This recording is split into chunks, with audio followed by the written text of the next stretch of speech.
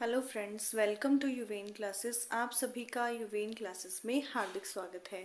जैसा कि आप सभी जानते हैं कि हम राजस्थान का इतिहास पढ़ रहे थे, है ना, जिसमें हमने चौहान वंश स्टार्ट किया हुआ था।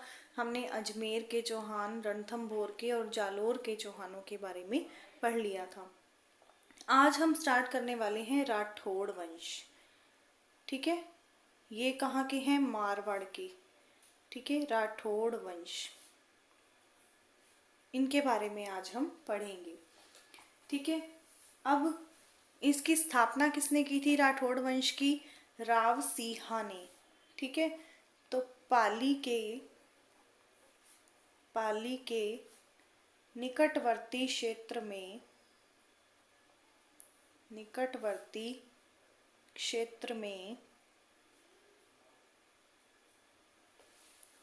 पाली के निकटवर्ती क्षेत्र में राठौड़ वंश की स्थापना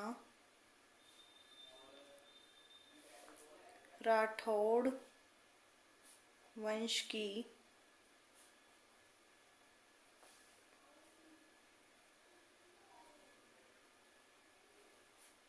स्थापना की किसने?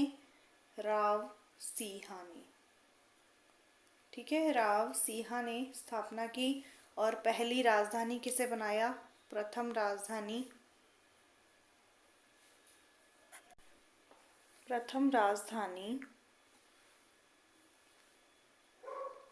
किसे बनाया? खेड़ कहाँ है? बाड़मेर में। ठीक है, यहाँ पे इन्होंने अपनी प्रथम राजधानी बनाई। अब जो डॉक्टर दशरथ शर्मा है वो क्या कहते हैं? डॉक्टर दशरथ शर्मा। ठीक है, डॉक्टर दशरथ शर्मा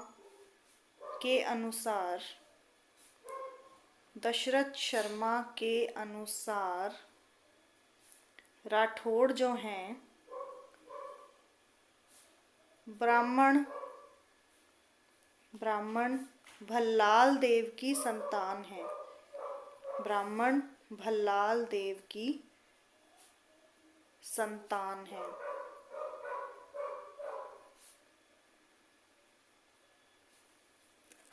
ठीक है, डॉक्टर दशरथ शर्मा क्या कहते हैं कि जो ये राठौड़ हैं, ये ब्राह्मण भल्लाल देव की संतान है। क्लियर? अब और क्या है? राठौड़ों द्वारा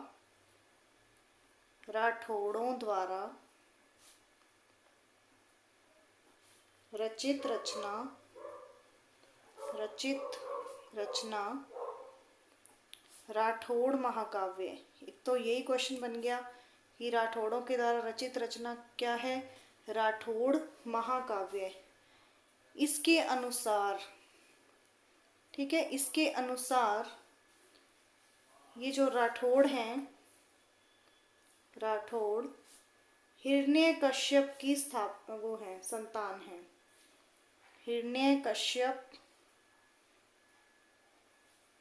की संतान है, या फिर प्रहलाद के वंशज हैं, ये इन्होंने कहा है। इन्होंने क्या बताया है कि कन्नौज के जयचंद गढ़वाल के, ठीक है, इन्होंने कहा है कि कन्नौज के जयचंद गढ़वाल के पुत्र का भी पुत्र, और उसका भी पुत्र कौन है? राव सिंहा है। तो इन्हें कन्नौज के जयचंद गढ़वाल के वंशज भी कहा जाता है। क्लियर? अब बात करते हैं राठौड़ों की कुल देवी। क्लियर? राठौड़ों की कुल देवी। राठौड़ों की कुल देवी कौन है? नागणेची माता।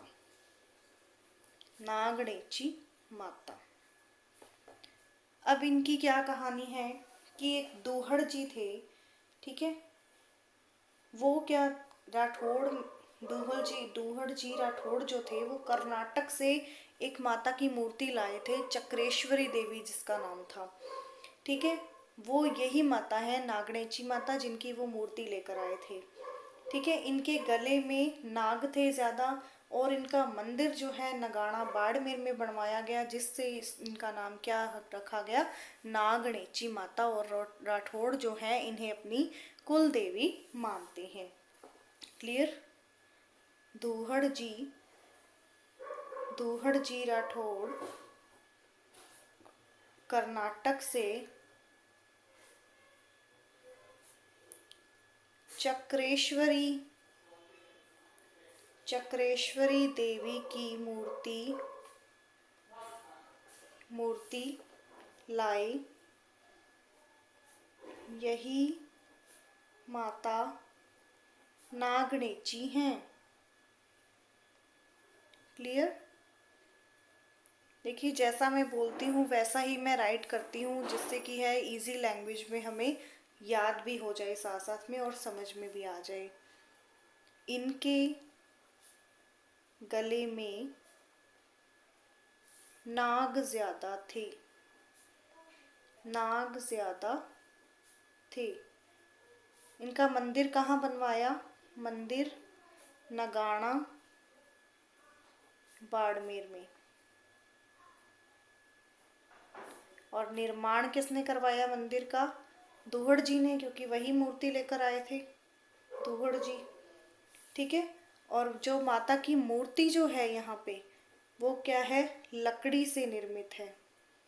ठीक है, लकड़ी से निर्मित जो मूर्ति है वो लकड़ी से निर्मित है। मंदिर है नगाड़ा बाड़मेर में, निर्माण दूहड़ जी ने करवाया। ये कौन है? राठौड़ों की कुल देवी है। इनका नाम क्या है? चक्रेश्वरी देवी। और लाए कौन थे? दूहड़ जी राठौड़। क्लियर। अब इनके मंदिर के बारे में बात कर लेते हैं कि नागणेची माता का मंदिर कहाँ कहाँ है। नागणेची माता, एक मंदिर इनका कहाँ है? नगाड़ा में, जिसके बारे में हमने अभी पढ़ा, नगाड़ा बाड़मेर। दूसरा मंदिर है, सेकंड मंदिर कह सकते हैं, मेहरानगढ़ दुर्ग जोधपुर। मेहरानगढ़ दुर्ग के अंदर है, और वो दुर्ग कहाँ है? जोधपुर के अंदर इनका मंदिर है। और एक थर्ड में है, इसका निर्माण करवाया था राव जोधा। ठीक है, थर्ड मंदिर इनका कहाँ पे है? बीकानेर में है, जिसका निर्माण करवाया था राव बीकानेर।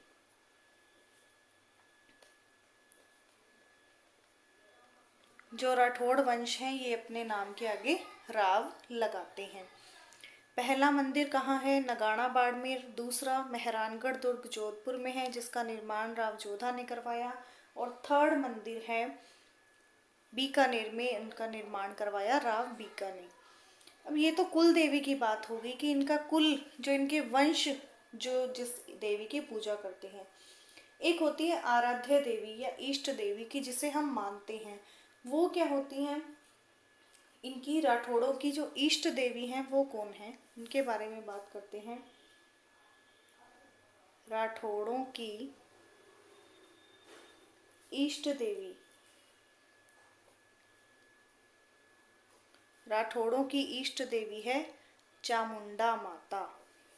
क्लियर। जो चामुंडा माता है ये गुर्जर प्रतिहार वंश की कुल देवी भी हैं। ठीक है, तो ये हो गई राठौड़ों की इष्ट देवी चामुंडा माता। अब पढ़ते हैं जो शासक आएंगे आगे। राव मल्लीनाथ राठौड़। राव मल्लीनाथ राठौड़। राव मल्लीनाथ राठौड़। ठीक है, इन्होंने क्या किया? इन्होंने अपने नाम से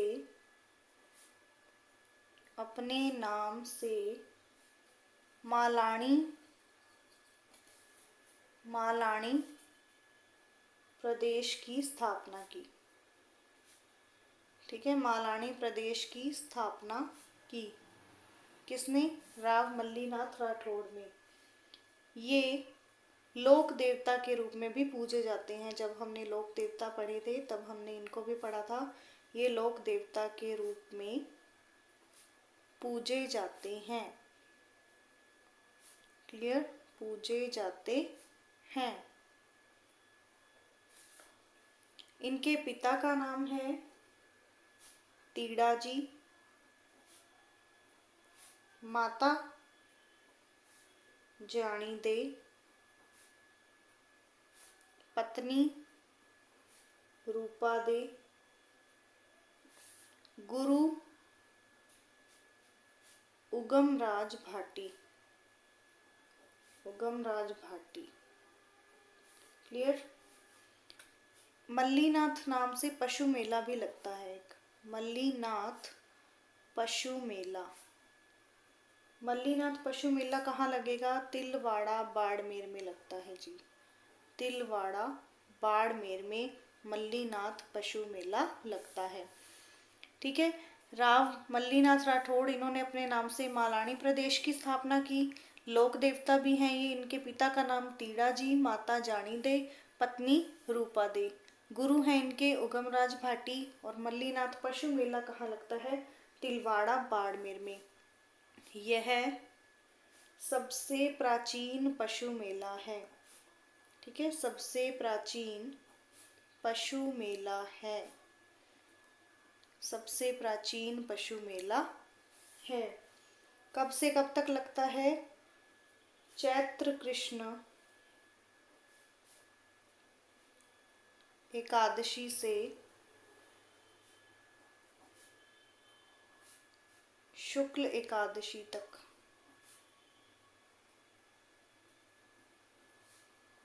पंद्रह दिन तक ये मेला भरता है। क्लियर? अब जो मल्लीनाथ जी हैं, मल्लीनाथ जी का भतीजा है। मल्लीनाथ जी का भतीजा राव चूड़ा, इन्होंने इसका लालन पालन किया था। और चूड़ा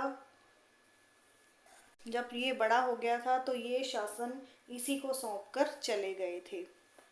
क्लियर? ये इनका भतीजा है राव चूड़ा, जिसके बारे में हम आगे अभी पढ़ने जा रहे हैं। राव चूड़ा।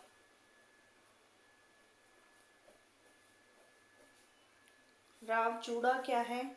इसका विवाह होता है इंदा की पुत्री इंदुवती से। इंदुवती से। इन्हें दहेज में क्या मिलता है? मंडोर का शासन। मंडोर का शासन ही इनको दहेज में मिल जाता है। अब राव चूड़ा ने क्या किया? मंडोर को राठौड़ों की नई राजधानी बना दी। नई राजधानी बना दी।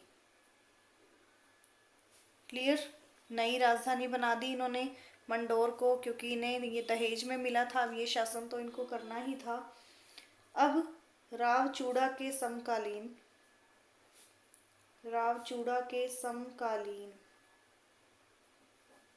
मेवाड़ के एक और शासक थे। मेवाड़ के शासक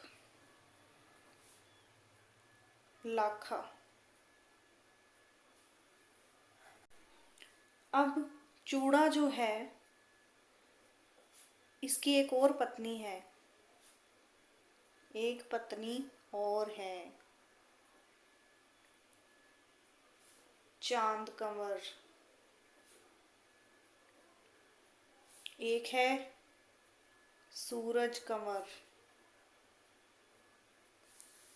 ठीक है, एक तो इंदुवती तो थी ही, एक पत्नी है चांद कंवर और एक और है दूसरी सूरज कंवर। तीन पत्नियां हो गई। अब देखो, जो चांद कंवर है, चांद कंवर, इसने जोधपुर में चांद बावड़ी का निर्माण करवाया। ठीक है, चांद बावड़ी का निर्माण करवाया। इनसे संतान थी इनको रणमल, ये पुत्र था, और हंसाबाई, ये थी पुत्री। चांद कंवर और रावचूड़ा की जो पुत्री और पुत्र हैं वो रणमल और हंसाबाई हैं। क्लियर, ये हैं इनके बच्चे। अब है सूरज कंवर। सूरज कंवर, इनका पुत्र है कान्हा, ये इनका पुत्र है। ठीक है, अब ये जो सूरज कंवर है ये जाती है चूड़ा के पास कि मेरे पुत्र कान्हा को ही शासक बनाया जाए। ठीक है, पुत्र को इसको शासक बनाया जाए। अब ये सुंदर भी बहुत थी और चूड़ा ने इसकी बात भी मान ली, इसको शासक बना देते हैं। लेकिन ये जो रणमल है ये नाराज होकर चला जाता है अपनी बहन को लेकर यहाँ से, कि यहाँ पे मुझे शासन नहीं मिला, तो ये दोनों यहाँ से चले जाते हैं। अब रणमल और हंसाबाई यहाँ से चले जाते हैं। अब जो हमने पढ़ा था कि रावचूड़ा के समकालीन मेवाड़ का शासक कौन था? मेवाड़ का शासक था राणा लाखा। ठीक है, राणा लाखा मेवाड़ का शासक था उस समय। तो रणमल ने क्या किया, अपनी बहन हंसाबाई का विवाह उससे कर दिया। ठीक है, किस शर्त पर किया? हंसाबाई का विवाह लाखा से किस शर्त पर किया कि इससे जो पुत्र होगा वही तुम्हारा उत्तराधिकारी होगा। उसने ये शर्त मान ली और उसने विवाह कर लिया। लिखते हैं हम इसको। कान्हा के शासक बनने पर रणमल नाराज होकर हंसाबाई को लेकर चला जाता है।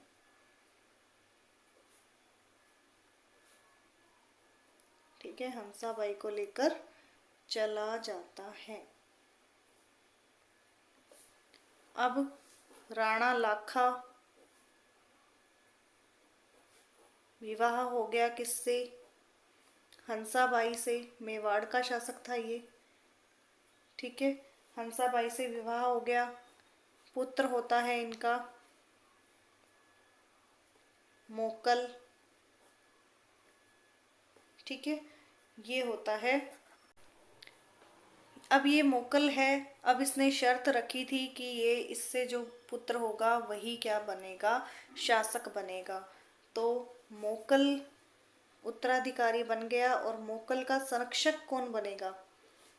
मोकल का संरक्षक बनेगा लाखा का जो पहले पुत्र था कुंवर चूड़ा। कुंवर चूड़ा लाखा का पुत्र, इसका जो पहले पुत्र था वो इसका संरक्षक बन गया, जबकि उसको शासक बनना चाहिए था। इसलिए कुंवर चूड़ा को क्या कहा जाता है? मेवाड़ का भीष्म पितामह। ठीक है, भीष्म पितामह किसको कहा जाता है? मेवाड़ का भीष्म पितामह कुंवर चूड़ा को, जो लाखा का पुत्र है। अब ये कुंवर चूड़ा भी क्या करता है? चला जाता है मेवाड़ छोड़कर, एमपी में चला जाता है। फिर जो है हंसा ने मोकल का संरक्षण किसको बना लेती है? अपने भाई रणमल को बना लेती है।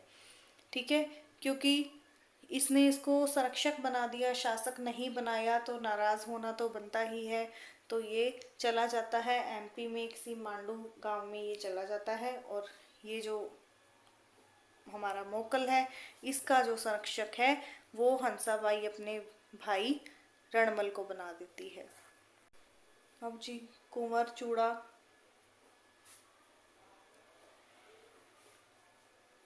मेवाड़ छोड़कर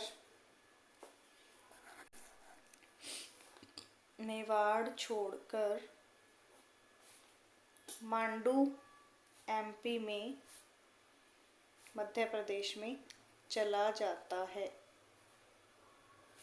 ठीक है, एमपी में चला जाता है। अब हंसा ने मोकल का संरक्षक अपने भाई रणमल को बना दिया। ठीक है, अब ये जो रणमल है ये अब मेवाड़ में शासक बन सकता है, इसको ऐसा लगता था। अब मोकल जो है इसकी शादी हो जाती है, विवाह सौभाग्यवती से।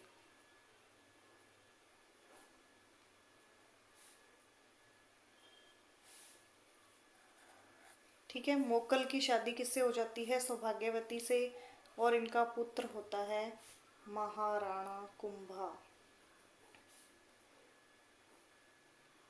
अब ये जो रणमल है ये सारा गेम यहाँ पे खेलता है, इधर की मेवाड़ की मारवाड़ में बता देता है बातें और मारवाड़ की मेवाड़ में बता देता है, ये न्यूज़ भेजने का काम करता है।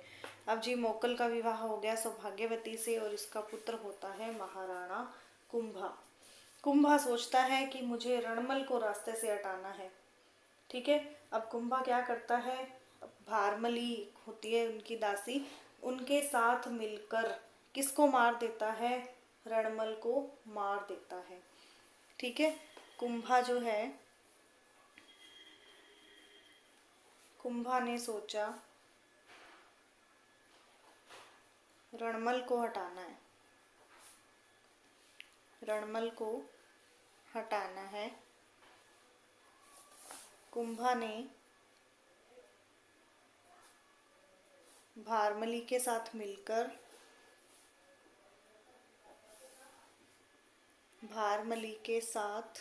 मिलकर रणमल को मार दिया।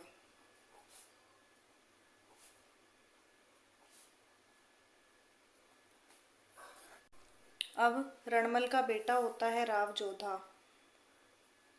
रणमल का पुत्र है राव जोधा,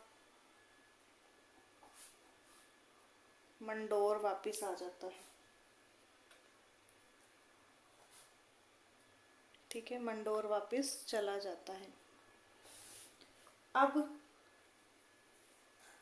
जबकि हम राठौड़ वंश कर रहे हैं तो अब हम राव जोधा को आगे पढ़ेंगे, क्योंकि वो मेवाड़ के थे, मेवाड़ को बाद में देखेंगे। अभी देखते हैं राव जोधा का शासन। ठीक है, अब जबकि इन दोनों मेवाड़ और मारवाड़ में काफ़ी विवाद चल रहे थे, तो राव जोधा के समकालीन थे ये सारे विवाद। तो इसके समय में 1453 में आंवल बांवल की संधि होती है। आंवल बांवल की संधि 1453 में आंवल बांवल की संधि होती है। किसके बीच में होगी? कुंभा व जोधा के बीच में। कुंभा व जोधा के बीच में। ठीक है, इन दोनों के बीच में संधि हो जाती है। जोधा के समकालीन देवता कौन से थे? हड़बू जी थे। जोधा के समकालीन लोक देवता कौन से थे? हड़बू जी थे, जिनका मंदिर कहाँ है? मंदिर है इनका बेंगटी गांव फलोदी में, इनका मंदिर है। ठीक है, हड़बू जी ने जोधा को कटार भेंट की थी। हड़बू जी ने जोधा को कटार भेंट की थी। ठीक है, अब संधि पूरी हो जाती है तब ये जो जोधा है संधि हो जाने पर जोधा हड़बू जी को बैलगाड़ी व बेंगटी गांव की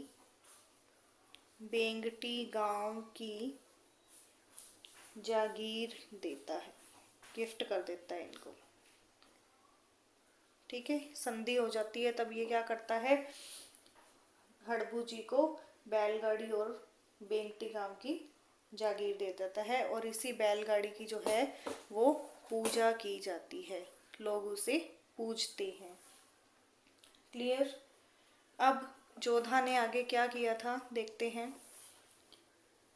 12 मई 1459 में जोधा ने जोधपुर शहर की स्थापना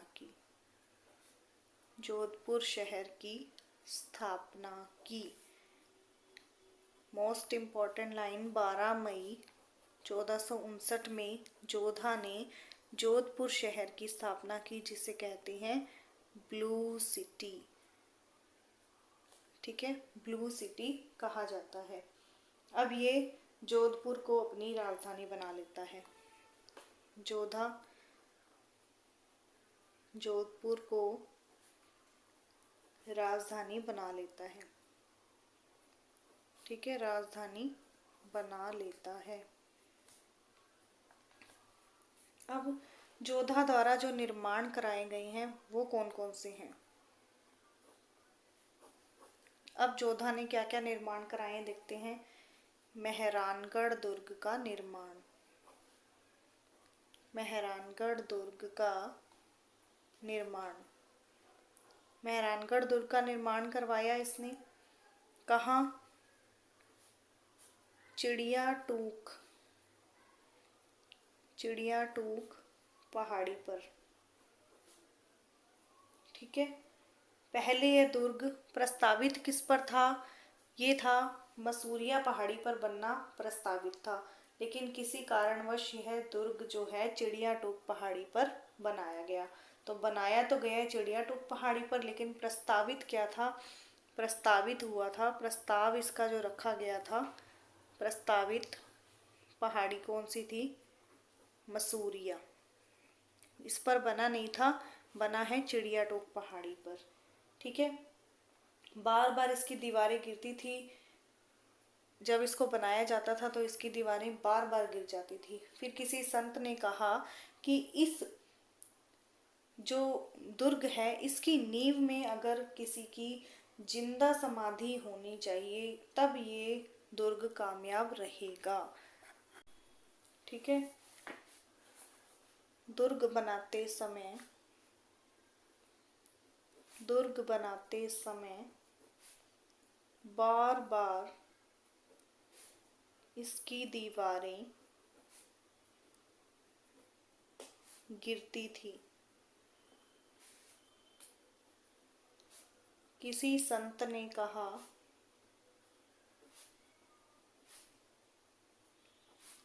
कि यदि इस दुर्ग की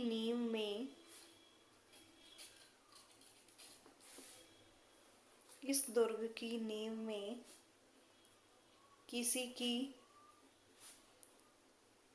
जिंदा समाधि हो तो यह कामयाब होगा, तभी ये बन पाएगा। अब जीवित समाधि ली किसने, जीवित समाधि ली राजा राम या रजिया मेघवाल ने।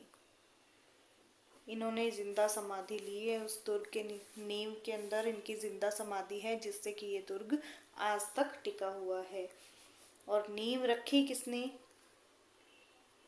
करनी माता ने। रिद्धिबाई, जो कि करणी माता का ही नाम है। क्लियर। और क्या बनवाया जोधा ने? नागणेची माता का मंदिर, जिसमें मैं अभी पढ़ा था, नागणेची माता का मंदिर इसी दुर्ग में बनवाया। ठीक है, इसी दुर्ग में बनवाया। चामुंडा माता का मंदिर,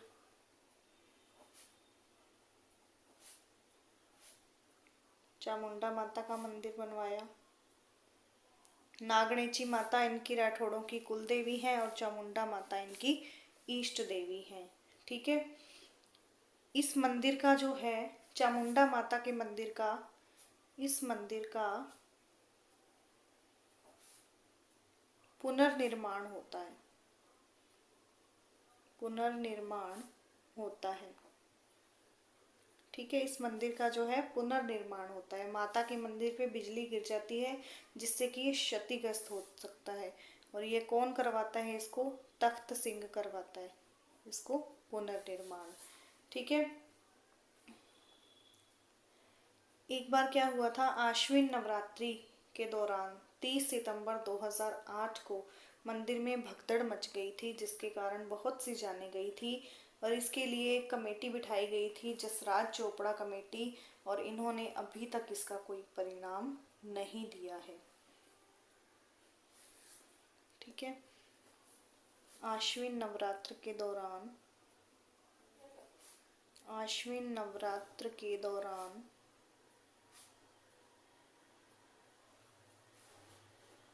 30 सितंबर 2008 को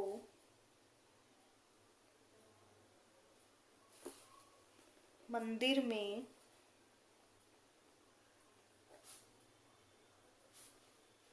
भगदड़ मचने के कारण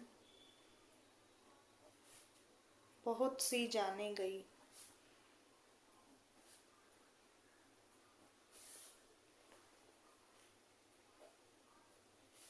इसकी जांच हेतु जसराज चोपड़ा कमेटी का गठन किया गया, लेकिन परिणाम अब तक नहीं मिला। ठीक है, परिणाम इनको मिला ही नहीं। अब जो राव जोधा है, इनका 5वां पुत्र था राव बीका। राव जोधा का 5वां पुत्र राव बीका जोधा से नाराज हो जाता है। जोधा से नाराज होकर जांगल प्रदेश चला गया और 1465 में करणी माता के आशीर्वाद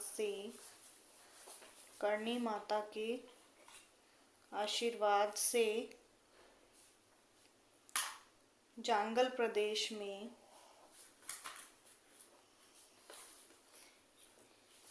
राठौड़ वंश की नींव रखी।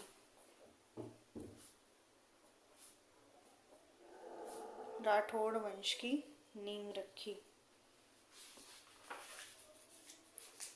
क्लियर। ये हो गया बीका का। ठीक है। और राठौड़ वंश की नींव तो रखी, और 1488 में बीका आखा तीज के दिन जाट नेरा की सहायता से राती घाटी नामक स्थान पर बीकानेर शहर की स्थापना की?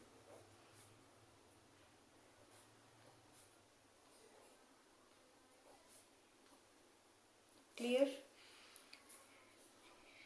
ये अब पढ़ेंगे हम राव सातल देव राठौड़ के बारे में अपनी नेक्स्ट वीडियो में। तब तक के लिए थैंक्स एंड गुड बाय।